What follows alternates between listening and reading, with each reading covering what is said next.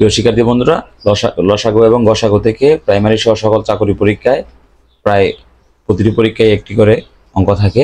দেখুন আমরা এখন লসাগু এবং গসাগু থেকে আসা থেকে টাইপ 3 একটি অঙ্ক নিয়ে আলোচনা করছি। কি লেখা আছে? কোনো ক্ষুদ্রতম সংখ্যার সঙ্গে 1 যোগ করলে 3, 6, 9, 12, 15 এগুলো দ্বারা নিঃশেষে বিভাজ্য হবে। তো আমরা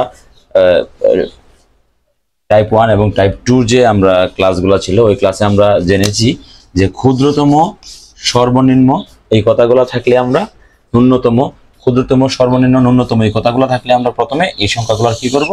লসাগু করব।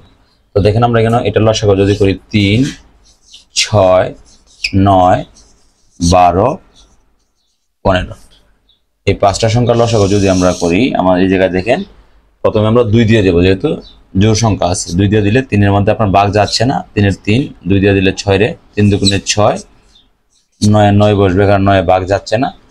12কে যদি আমরা 2 দ্বারা ভাগ দিই 6, 15। এবার দেখেন আমার 2 দিয়ে আর ভাগ যাবে না, এবার আমাকে 3 দিয়ে ভাগ দিতে হবে। 3 একে 3, 3 একে 3, 3 3 9, 3 দুগুণে 6, 3 5 15। এখন আমার আর এই জায়গায় ভাগ যাচ্ছে না, তো আমার এটার নির্ণয় লসাগুটা কি হবে? 2 গুণন 3 গুণন 3 গুণন 2 গুণন 5, 3 দুগুণে 6, 3 6 18, 18 দুগুণে 36, আর 36-এর সাথে যদি আমরা 5 গুণ করি 5 36-এর 0, 38-এর 3, 3 5 15, 180। তার মানে আমার এই জায়গার লসাগুটা বাইরে হয়েছে কত? 180। আর আমার প্রশ্নে কি বলছে দেখেন, কোন ক্ষুদ্রতম সংখ্যার সঙ্গে 1 যোগ করলে, আমরা টাইপ 2 তে একটি অঙ্ক করেছিলাম যে জায়গায় লেখা ছিল 7 ভাগশেষ থাকবে।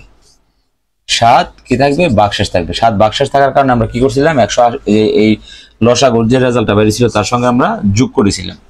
কিন্তু এই জায়গায় যদি আমাদের এইভাবে বলা থাকে 1 যোগ করলে, তার মানে কি হবে? রেজাল্ট থেকে 1 বিয়োগ হবে। এই জায়গায় যদি বলছে 1 যোগ করলে নিঃশেষে বিভাজ্য হবে, তো আমার যে রেজাল্টটা বেরিয়ে এটার থেকে আমি 1 বিয়োগ করব। 180 বিয়োগ 1 সমান সমান 179।